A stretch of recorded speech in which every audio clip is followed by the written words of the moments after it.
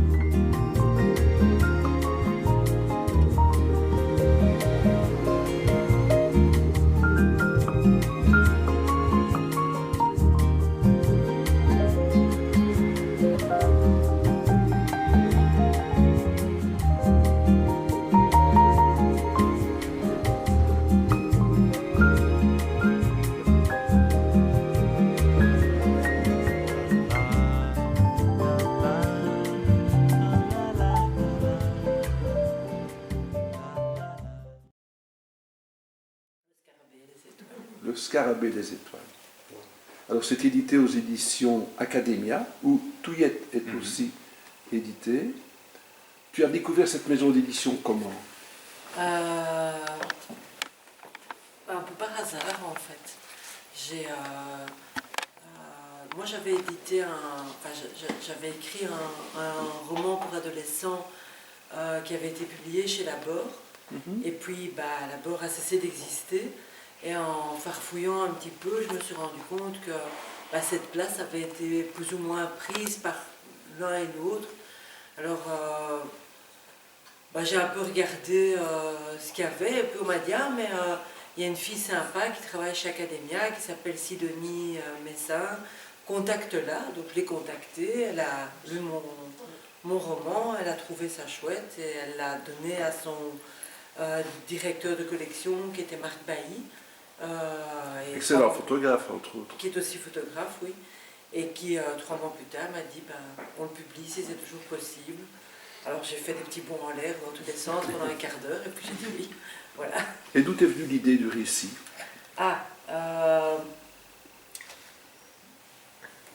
Honnêtement, de 2 choses totalement différentes. D'une part, j'ai trouvé un jour sur le mur Facebook un petit film qui durait 4 minutes et qui imaginait ce que deviendrait la Terre si l'humain disparaissait comme ça. Là, dans le petit film, tout d'un coup, pouf, tout le monde disparaît comme ça en une seconde.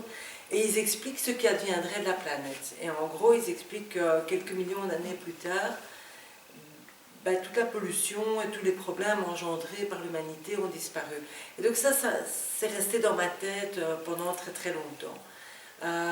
Et puis d'autre part, à un moment donné, ma radio était coincée dans la voiture sur Judaïka. Et quand on écoute les informations sur Judaïka, on n'a pas du tout la même vision que quand on l'écoute sur la RTBF. On vit dans un monde dans lequel tous les voisins d'Israël ont une seule envie, détruire Israël. Et donc j'ai commencé à me dire, mais et s'ils y arrivaient, qu'est-ce qui se passerait? Et donc du coup j'ai commencé à penser à un récit dans lequel un groupe religieux extrémiste à côté desquels Daesh a l'air d'être un machin de petite fille,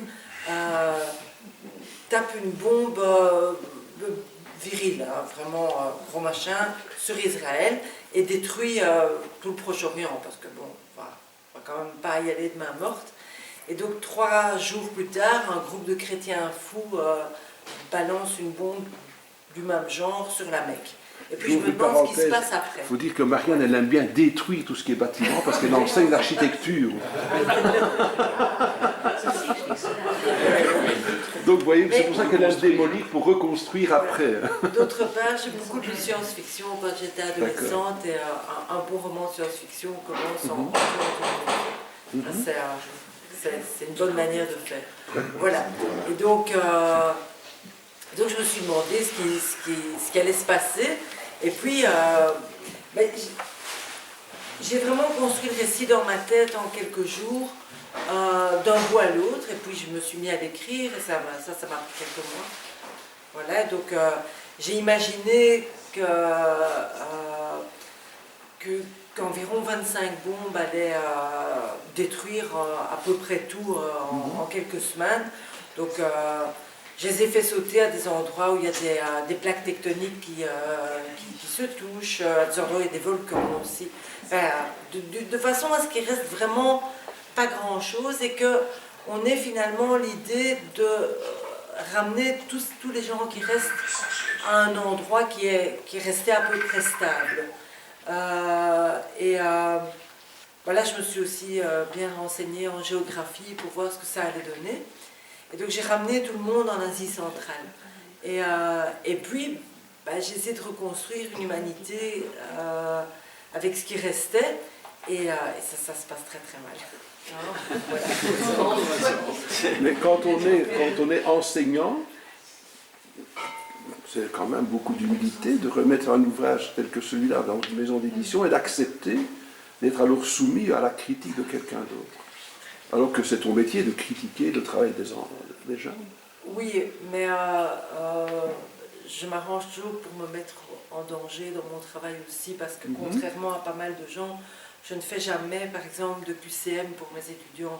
Je fais systématiquement des questions ouvertes de façon à pouvoir vérifier qu'éventuellement ce que moi j'ai expliqué était compréhensible aussi. Ce qui fait qu'il m'est déjà arrivé de supprimer une question d'examen parce que comme tout le monde l'avait raté, j'ai pu considérer qu'éventuellement c'était ma faute. Et voilà, je suis plutôt je trouve plutôt normal de se remettre en question. Parfois je le fais peut-être un petit peu trop d'ailleurs, mais voilà. Et d'autre part, les éditions Academia étaient des éditions qui étaient des éditions scientifiques et académiques, mais ce n'était pas les presses universitaires de Bruxelles qui étaient l'endroit où moi je travaille. Moi je travaille à l'ULB, donc j'ai vraiment été me mettre loin. Mais, à la concurrence. Oui, oui et non. Tu es une traîtresse en fait. Vraiment pas. Non, mais d'autre part, les presses universitaires de Bruxelles ne publient pas de romans. Et je sais pas, moi, j'ai jamais imaginé ça comme se soumettre à la critique. J'ai écrit une histoire et puis voilà, elle a plu à quelqu'un et ce quelqu'un a pris le risque de me publier. J'ai pas eu l'impression que c'était anormal comme manière de fonctionner. Qu'est-ce que tu fais, maman? Ou bien qu'est-ce que tu fais, Marianne? C'est la question des enfants ou bien de Jean-François. Tu as annoncé cette envie d'écrire ou bien ça t'a pris comme ça, gentiment, calmement? Ça m'a pris comme ça. Comme ça. Mais c'est pas la première fois, hein, puisque j'ai quand même... En fait, j'ai écrit 3 récits pour enfants, dont un seul a été publié, puisqu'après la Bord a fait faillite. Et puis j'étais un peu paresseuse, j'avais d'autres trucs à faire, j'ai oublié de... donc j'en ai toujours 2 qui dorment dans un tiroir à la maison. Mais en fait, j'avais commencé à écrire quand les enfants avaient 6-7 ans, et ils en ont 26 maintenant. Et ça m'avait pas paru quelque chose d'insurmontable, de très compliqué à faire. Alors quand mes parents sont morts et que j'ai vidé leur maison, j'ai retrouvé le premier roman que j'avais écrit, j'avais 7 ans. Et c'est carrément presque toute une page A4. Ah mais c'est important une page A4. Et je me souviens que de quelque chose d'extra... Enfin, c'est un sentiment d'enfant, hein, mais je me souviens très bien de ça. J'avais imaginé toute une histoire dans ma tête. Et mon père m'avait dit, je vais l'écrire à la machine et tu n'as qu'à me raconter. Quand j'ai fini mon histoire Il a sorti ça de la machine, et il y avait moins d'une page. Et j'étais déçue à un point terrible, parce que moi j'avais imaginé que ça ferait vraiment tout un roman. Et j'étais vraiment très déçue de cette histoire. Mais voilà, il avait gardé ça, et je l'ai retrouvé. Il ne faut pas t'en faire. Regarde, lui, il a 70 ans, donc 10 fois plus que 7. Mais son bouquin fait 100 pages. Hein. Donc tu vois, malgré tout, non mais comparativement, pour un enfant de 7 ans, c'est vrai, c'est pas mal une page à 4. Hein. Et voilà. Oui, non, c'est super. Donc alors, les premiers lecteurs, c'est le mari, Non, ma soeur. ta sœur. Ma Et qu'est-ce qu'elle te sœur, dit? Ma sœur, elle est mathématicienne, hein. Donc elle a un esprit hyper logique. Et ce qui est très bien, parce qu'elle remet les choses en ordre. Elle dit, ben, là on ne comprend pas pourquoi, comment, ça. Et alors un truc qui l'avait terriblement étonné, c'est que, donc c'est écrit à la première personne, le je est un homme. Et elle m'a dit, je n'ai pas compris tout de suite que c'était un homme. Et j'ai donc ajouté un paragraphe au début pour décrire physiquement le personnage, pour qu'on se rende compte que c'est un homme. Ça l'avait vraiment perturbée. Donc elle vient avec vraiment toute une série de choses logiques. On ne comprend pas l'enchaînement, pourquoi, comme ci, comme ça, etc. Et donc elle m'a fait vraiment transformer toute une série de petites choses pour créer vraiment des enchaînements plus logiques. Si j'avais dit, je prends une chope, on aurait dit, tiens, c'est un homme, quoi. Non, enfin, voilà, c'est... Donc elle m'a vraiment fait faire toutes les... Tu as retravaillé le texte alors, hein? J'ai retravaillé toute une série de petits détails dans lesquels il y avait vraiment un manque de logique. Je pense que à la fin, il y a dû y avoir 4 ou 5 pages de plus que ce que j'avais prévu pour créer vraiment des liens logiques entre plusieurs choses. Voilà. Donc Academia, tu le présentes, il y a un avis positif. Oui. Ça prend quel délai? 6 mois avant qu'il ne sorte? Moins. Moins de 6 mois. Enfin, entre le moment où Sidonie l'a eu en main et le moment où moi j'ai eu des nouvelles de Marc Bailly, il s'est passé 3 mois, et puis c'est encore passé 3-4 mois avant qu'il sorte. D'accord, oui. Voilà, ça a été assez vite. Quelques tours de libraire ou bien quelques rencontres littéraires se sont fait? Comment ça s'est passé, ça? La promotion. En fait, je pense qu'ils étaient vraiment au tout début d'Academia, ils n'avaient pas encore beaucoup d'idées. Ils ont eu l'idée, en fait, on était 3 femmes à publier en même temps. Et donc ils ont eu l'idée de nous mettre ensemble pour faire la promotion du livre. Alors c'était à la fois une très bonne idée et à la fois pas une super idée, parce que c'était une chouette idée de faire des choses ensemble, parce qu'on avait 3 cerveaux pour réfléchir à faire de la promotion à plusieurs endroits. Mais on avait 3 livres très très très différents, et je pense que les gens qui venaient écouter ça, ils n'avaient pas nécessairement... ils ne voyaient pas la logique entre les 3, même si c'était assez sympa de le faire. Donc il y avait Marie-Paul Eskenazi qui présentait un livre qui racontait le cancer du sein qu'elle a eu quand elle avait 40 ans. Il y avait Monique Bernier qui présentait un roman policier, et il y avait moi avec une dystopie. Donc c'était 3 personnalités complètement différentes, et là-dedans je ne sais pas si c'était vraiment une bonne idée, parce que je ne suis pas sûre qu'on se soit, que les potentiels lecteurs aient envie nécessairement de se retrouver au milieu de 3 choses complètement différentes. Mais bon, moi je rencontrais à cette occasion ces 2 femmes, et j'ai trouvé assez sympa, c'était chouette. Moi je veux dire, c'est une force aussi de se retrouver dans une petite maison d'édition. Ça veut dire par là que tous les 3 mois, tu n'es pas mis au pilon, mais que ton livre peut continuer à vivre par d'autres rencontres, par d'autres présentations, parce qu'encore une fois, tu es hors circuit, pour ainsi dire. Voilà, ce genre de livre est hors circuit. Ça c'était assez sympa. Alors on a présenté chez Filigrane, ça c'était chouette aussi. Puis on a présenté dans quelques bibliothèques aussi, notamment au Riche-Clair, à la bibliothèque d'Ucle, à Spa aussi. Ça c'était assez folklorique parce qu'il a fallu aller jusqu'à Spa, mais c'était très sympa. Et voilà, on a fait 2-3 trucs comme ça, c'était assez chouette. Tu es prête à remonter sur la selle, quoi. Oui, bien Oui. sûr. Oui, d'accord. Si on me propose des trucs, oui, mais moi j'ai pas beaucoup d'imagination pour faire ce genre Non, de mais choses. ça, il y en a d'autres qui en ont peut-être. Voilà. Bon, tu dis que tu as des choses dans les tiroirs. Parce que les livres enfants, c'est vrai, moi j'ai eu la chance, je pense, on le vendait chez Cormand. Il était dans les caves. Un ouvrage, il était donc. Mais tu n'as pas envie de remonter dans. Ben, en fait, bon, il faudrait que je trouve un éditeur pour refaire, pour rééditer celui qui était sorti chez Labor, parce qu'il n'existe plus.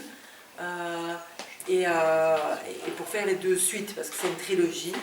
D'autre part, j'ai écrit un truc dont je suis pas encore certaine qu'il est fini. Mais là, c'est pas un roman. En fait, je suis partie du moment où j'ai vidé l'appartement de ma tante. Donc quand la sœur de ma mère est morte, elle avait pas d'enfant. Elle était antiquaire et c'était une femme qui avait un très joli appartement, place Constantin-Meunier à Forêt. Et nous n'étions jamais entrés véritablement dans cet appartement. Donc elle nous recevait quand elle voulait bien. C'était quelqu'un qui était très intimidé par le monde extérieur. Et elle nous recevait dans son living. Et parfois, on pouvait aller dans la cuisine chercher quelque chose pour l'aider.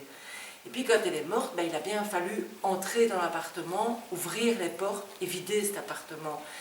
Et il y a eu tout le travail mental qui a été le fait d'entrer dans l'intimité de quelqu'un. Et c'était terriblement difficile à faire. Et donc j'ai essayé d'imaginer, de raconter l'histoire de ma tante par les objets que j'ai découverts dans son appartement.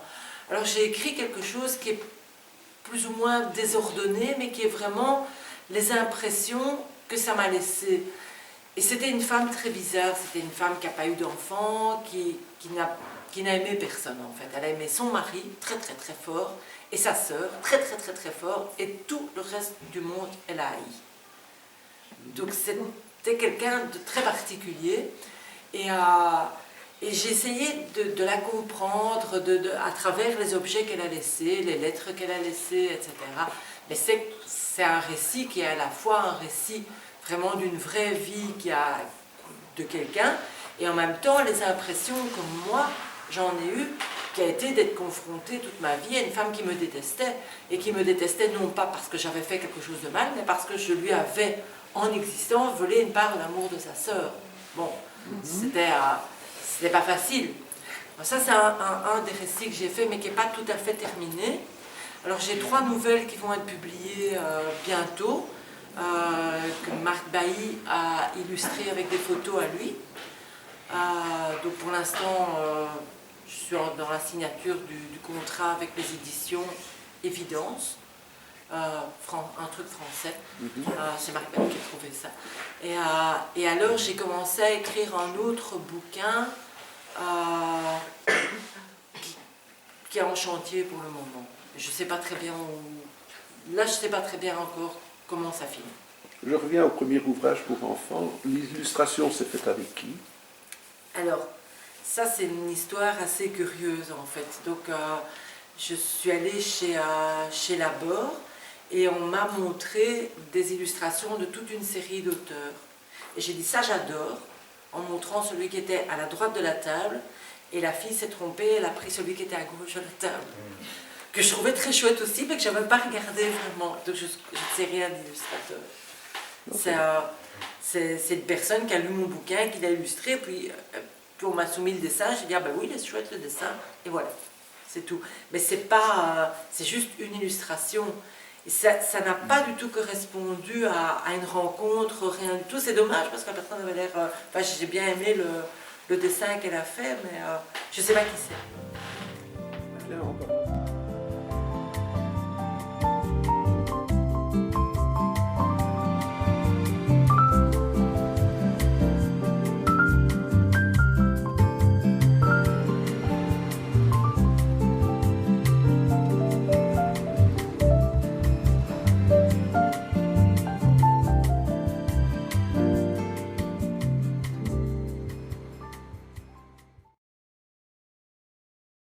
C'est terrible, tout le monde fait.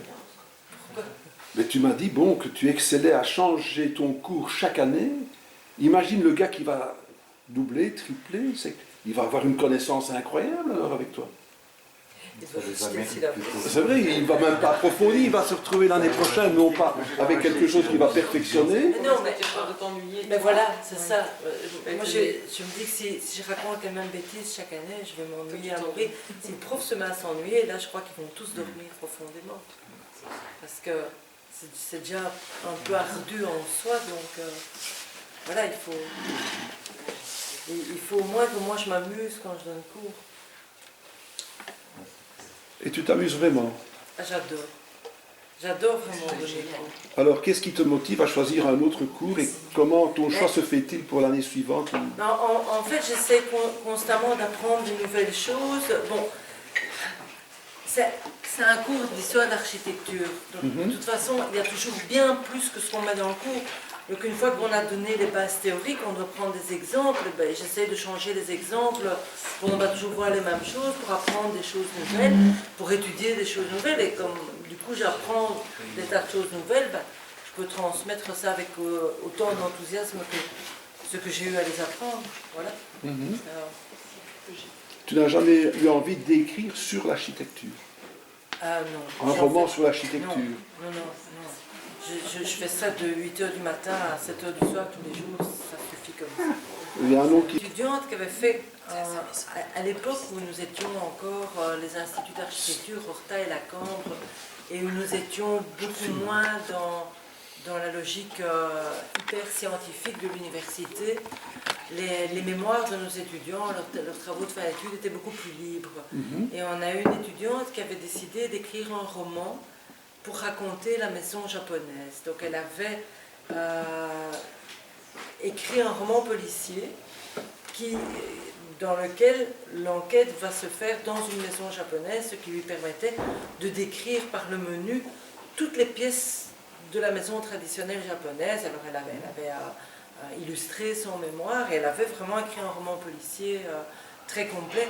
Mais je sais pas, moi c'est pas mon truc. Je suis assez avec les architectes comme ça. Je suis née dans une famille d'architectes. Quand j'étais petite, mon grand-père disait tu seras architecte. Alors vous remarquez. Il était déjà aussi? Tout le monde était, oui. Et mon arrière-grand-père aussi. Celui qui est d'Orichelet, c'est ton papa alors? Oui, ça c'est mon père. Oui. Mais vous remarquerez l'indicatif futur simple. Pas ce serait bien que tu fasses des études d'architecture. Non, tu seras architecte. Indicatif futur simple, avec le point d'exclamation au bout. Et donc, j'ai appris très jeune à dire non, je ne serai pas architecte. Alors, ce qui est évidemment très comique, c'est que mon grand-père et mon père ont donné à la Cambre le cours d'histoire de l'architecture et je me retrouve à donner le même cours dans la même école qu'eux. Alors que moi, je n'ai pas fait des études d'architecture et que je ne voulais pas enseigner à la base. Je me dis parfois que si jamais le paradis existait quand même, quelque part, ils doivent bien se bidonner. Mais bon, voilà. Ma mère aurait crié « Freud, qu'est-ce que tu nous as fait ?» Donc il y a une anecdote qui s'est passée chez eux qui a été extraordinaire. Ma mère était quelqu'un d'extrêmement bordélique. Il y avait un désordre dans cette maison qui était monstrueux. Et il y avait chez eux, quand ils sont morts, nous avons sorti 46 000 livres de la maison. Voilà. Imaginez ce que c'est. C'était une maison de 400 mètres carrés qui était complètement remplie de livres, avec des piles de livres absolument partout. Ils avaient même construit une bibliothèque dans la toilette. Enfin, ça, je pense qu'ils ne sont pas les seuls. J'en connais d'autres. Effectivement. Mais c'est qu'il y avait beaucoup de désordre chez mes parents. Et dans le living, il y avait une immense bibliothèque où il y avait des livres partout, dans un désordre épouvantable. Et moi, je suis une grande rangeuse. Et un jour, ma mère a commencé à me scier vraiment. Tu veux pas ranger la bibliothèque, tu veux pas ranger la bibliothèque. Et j'ai regardé le nombre de mètres de bibliothèque qu'il y avait et le nombre de livres qu'il y avait. J'ai dit, écoutez, ça n'ira jamais. Donc, ce qu'on peut imaginer, c'est de faire 2 épaisseurs. Je vous fais une liste manuscrite et on la tapera à l'ordinateur et on l'affichera éventuellement pour tous les livres qui sont derrière. Et comme ça, voilà, vous choisissez ceux qu'on lit le moins derrière et on met ceux qu'on lit le plus devant. Donc on se met d'accord. Et si je l'avais fait seule, ça m'aurait pris probablement une journée, ça m'a pris 15 jours. Donc toute la journée pendant 15 jours. Donc ils ont retourné leur canapé pour s'installer tous les deux devant la bibliothèque et pour chacun des livres, chacun, il n'y a pas eu un livre pour lequel ça n'est pas arrivé. Au moment où je donnais le titre du livre, l'un des deux disait « Ah non, mais cette merde, on peut le mettre derrière ou le jeter. » Et l'autre disait « Comment ça, cette merde? Mais c'est pas possible, on va le mettre devant. » Alors l'autre disait « Mais enfin non, c'est vraiment très mauvais. » Comment ça, c'est très mauvais? Mais c'est un livre que j'ai adoré. Bon, ça va, mets-le derrière. Bon, petit tweet, tiens, mets-le devant. Et ça a duré comme ça pour chacun des livres. Ça a pris 15 jours. Donc j'ai fini au bout de 15 jours par ranger donc toute la bibliothèque de littérature, parce que dans les 46 000 livres, il y avait aussi des bouquins de psychanalyse, des bouquins d'art, des bouquins d'architecture, la science-fiction, les romans policiers, tout ça. Donc la littérature générale, ça a pris donc 15 jours. Et 3 mois après, je me suis rendu compte que mon père, chaque fois qu'il en avait l'occasion, changeait. Et c'était du Woody Allen du début à la fin. Mon propos était justement comment peut-on concilier deux caractères, parce que bon, tu avais le père qui était une ligne droite de l'architecte, et tu avais une maman qui est une décortiqueuse de crevettes, tout compte fait. Alors, tu es la fille aînée ou bien tu es la cadette? Moi, je suis la fille aînée, mais on n'a que 21 mois de différence, ma soeur. D'accord. On est très très proches. On n'a pas du tout fait les mêmes choix d'études, puisque c'est une matheuse et moi je suis une littéraire plutôt. Mais elle lit plus que moi encore. Elle prend le train tous les jours, donc elle lit énormément. Alors, on va parler d'un absent. Comment as-tu rencontré Jean-François, ton mari? Ah, à l'université. On a fait les mêmes études. Et je jure que c'est vrai. Le premier jour de mes études, j'ai descendu l'avenue Boyle avec des copines en quittant l'auditoire, puisque nous avions 4 heures de fourche. Et ils montaient avec une série de gens dont je connaissais certains. On s'est croisés et je me suis dit, ça, je vais l'épouser. Je jure que c'est vrai, ça m'a pris 2 ans. J'ai passé 2 ans à dire que j'existe, mais voilà. Alors Jean-François est un personnage haut en couleur, et un de ses faits de guerre, entre guillemets, c'est d'avoir sauvé le Mondianum à Mons. Le Mondianum à Mons, c'est quoi? C'est le Mondianum. Mondianum. Voilà, je fourre chaque fois. Et donc c'est cette grande armoire, archive, enfin bâtiment, rempli de tiroirs avec des fiches. Donc c'est les prémices, les premiers pas des futurs ordinateurs, tout compte fait. C'était voué à la destruction, et lui, qui était un rat de bibliothèque sûrement, s'est dit ça, je ne peux pas laisser partir, et de par les pouvoirs qu'il avait, ou bien la fonction qu'il avait, il a pu sauver ce bâtiment et le préserver, quoi. Du moins ces archives-là. En fait, le bâtiment a été acquis par la ville de Mons pour y mettre le fichier du Mondaneum, qui contenait, si je ne me trompe pas, 400 000 exemplaires de presse différents, plus des millions et des millions de fiches bibliographiques qui avaient été inventées par Hotelet et Lafontaine, et ils ont eu le prix Nobel de la paix pour cette invention. Donc l'idée c'était, donc en 1913, Henri Lafontaine a eu le prix Nobel de la paix parce que son idée c'était qu'en connaissant l'autre, c'était des idées un peu naïves du 19e siècle, mais qui sont sympathiques quand même, on allait, plus on connaîtrait l'autre, moins on aurait envie de lui faire la guerre. Et donc évidemment, il n'y avait pas là-dedans tous les aspects économiques que sont les guerres. Si c'était vrai, les choses se passeraient différemment, évidemment. Mais quoi qu'il en soit, ils ont inventé cette fiche bibliographique de 7 pouces sur 5 avec un trou en dessous qu'on allait pouvoir mettre dans un fichier. Et l'idée, c'était de créer un réseau de bibliothèques mondiales et de pouvoir s'échanger ces fiches. Et chacun saurait ce que les autres produisent. Et alors, ils ont inventé aussi, et surtout, la classification décimale universelle, qui allait pouvoir donner, avec une code chiffrée extrêmement complexe, à chaque livre un chiffre qui permettrait à un bibliothécaire n'importe où dans le monde, et quelle que soit la langue dont il parle, de comprendre de quoi il s'agissait. Et donc ces fiches, en étant échangées entre toutes les bibliothèques de tous les pays, allaient contribuer à la paix mondiale. Ils ont inventé la classification décimale universelle. Ce sont 2 avocats bruxellois de l'ULB Henri Lafontaine était vraiment de l'ULB. Oettlet vient d'une famille chrétienne, si je ne me trompe pas, et est passé à l'ULB par la suite. Et cette méthode est toujours d'actualité? Et alors, l'Université libre de Bruxelles a continué à utiliser la classification décimale universelle par fidélité pendant très longtemps. Mais le problème de la classification décimale universelle, c'est que elle suppose qu'on puisse intégrer des livres entre les autres. Donc il faut tout le temps avoir beaucoup de place. Et à un moment donné, c'était plus gérable. Donc ils sont passés à une autre classification, qui est la classification de Melville-Dewey. Mais on trouve partout dans le monde, chaque fois qu'on voyage avec Jean-François, et on voyage énormément, quel que soit l'endroit où on va, il faut qu'on visite les bibliothèques. Donc on a quand même constaté que la plupart des bibliothèques du monde utilisent la classification décimale universelle. On s'est retrouvé dans des tout petits villages en Indonésie, on a visité la bibliothèque nationale à Tashkent, on a visité des bibliothèques au Mexique, à Cuba, dans des tas d'endroits, et tout le monde utilise la classification décimale universelle inventée par Oettlet et Lafontaine.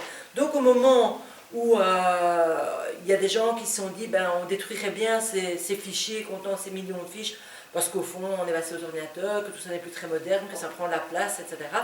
Il a sauvé l'entièreté du fichier, et ce fichier a été déplacé avec tout ce qu'était le Mundaneum dans le bâtiment qu'il occupe maintenant à Mons. Voilà.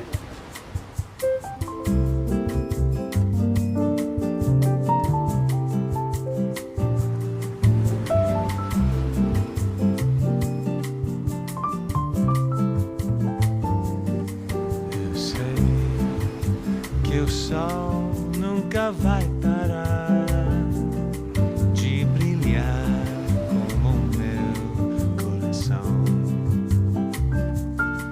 Eu sei que o mundo